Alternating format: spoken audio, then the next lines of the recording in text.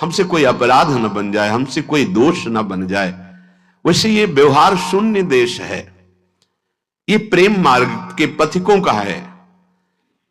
यहां केवल प्रिया प्रीतम की प्राप्ति का लक्ष्य लेके आया जाता है, यहां केवल प्रिया प्रीतम की प्राप्ति का ही साधन किया जाता है, यहां केवल प्रिया प्रीतम अपने मानने वालों का यह देश है, अन्य कोई वृत्ति ही नहीं। निर्दूषित कर वास और रसिक जन संग सदा, दो बातें।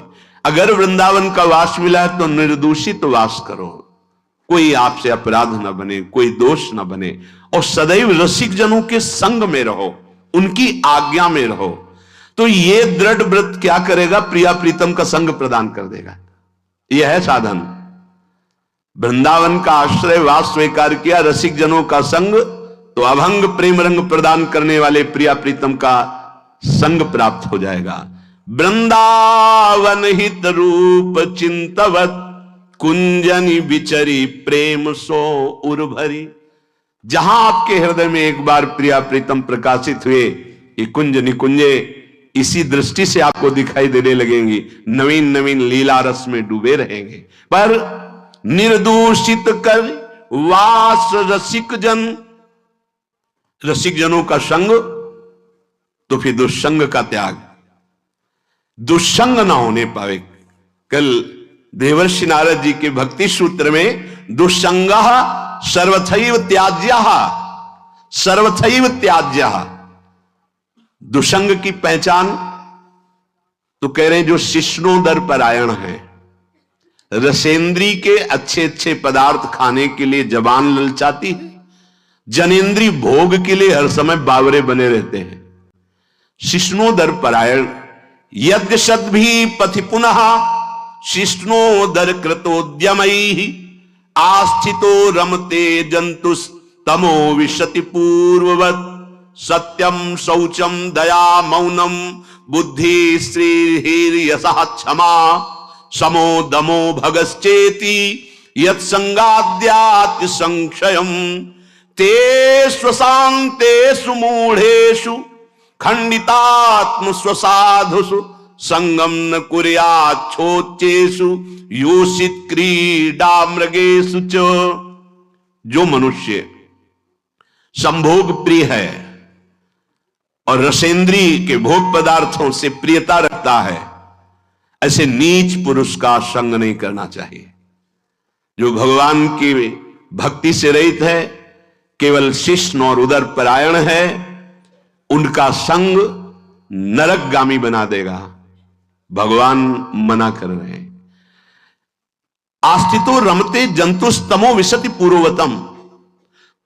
पूर्व में हम अनंत जन्मों में इन्हीं भोगों में फंसे रहे, आज हमें परमार्थ का मार्ग मिला है। यदि हमने कहीं ऐसे पुरुषों का संग कर लिया तो हमारा परमार्थ बिगड़ जाएगा। सत्यम शौचम दया मौनम बुद्धि श्रीर् यशः क्षमा समो दमो भगश्चेति यत्संगाद्यात् संशयम।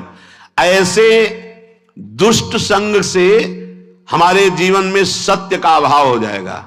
सत्य बोलना, सत्य मार्ग में चलना, सत्य चिंतन करना छूट जाएगा।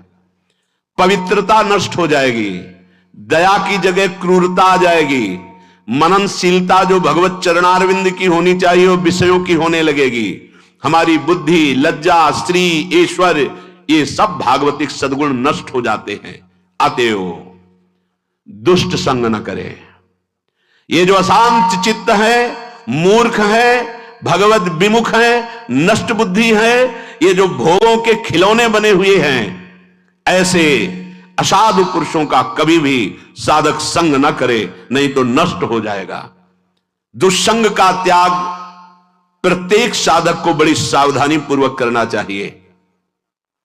भगवत प्रेम या मोक्ष पदवी जो भी चाहिए वो तभी मिलेगा जब कुसंग का त्याग हो जाए।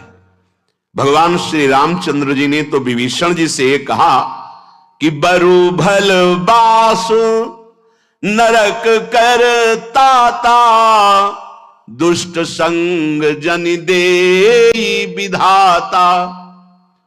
भगवान चाहे तो नरक का बास दे दे, अच्छा है, पर दुष्ट का संग न मिले। नरक का बास क्यों अच्छा है? क्योंकि नरक भोगने से पाप नष्ट हो जाएंगे, हृदय पवित्र होगा, पर दुष्ट संग से हृदय में पाप बढ़ जाएंगे और अपवित्रता बढ़ जाएगी। दुष्ट संग बड़ा दुर्भाग्य उदय होता है तब मिलता है, जैसे बड़ा सौभाग्य उदय होता है, भगवत कृपा होती तब साधु संग मिलता है, ऐसे बड़ा दुर्भाग्य उदय होता है तब दुष्ट संग मिलता है। इंद्रियों का कोई भी विषय, अभी तक तो बाहरी दुष्संग की बात, अब कह रहे हैं अंदर दुष्संग की बात। व्यक्ति जनित दुष्संग और वृत्ति जनित दुष्संग, अब अंदर की बात। इंद्रियों का कोई भी विषय जो हमारे मन को प्रियालाल से अलग करके, सतमार्ग से अलग करके भोग लालसा पैदा कर दे, पाप लालसा पैदा कर दे, गंदे विचार बढ़ा दे, हमारे भगवत प्राप्ति से हमारे चित्त को चलायमान कर दे, वो दुष्संग है वृत्ति का। बड़ा सावधानी की जरूरत है।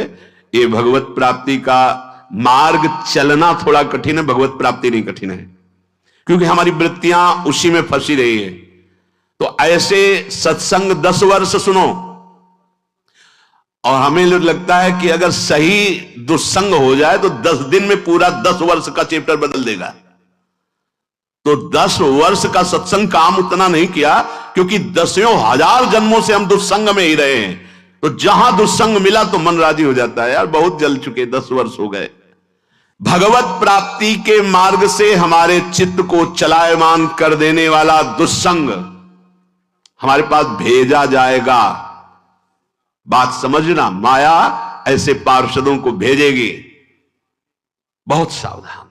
अपने जीवन को केवल इसीलिए प्रारंभ हुआ था, प्रियालाल के लिए ही हमारा जीवन। हमें हर्षित नहीं होना किसी भी पद, व्यक्ति, वस्तु, स्थान में। अगर हर्षित हो गए तो मन फिर प्रियालाल में लगना बड़ा कठिन हो जाएगा।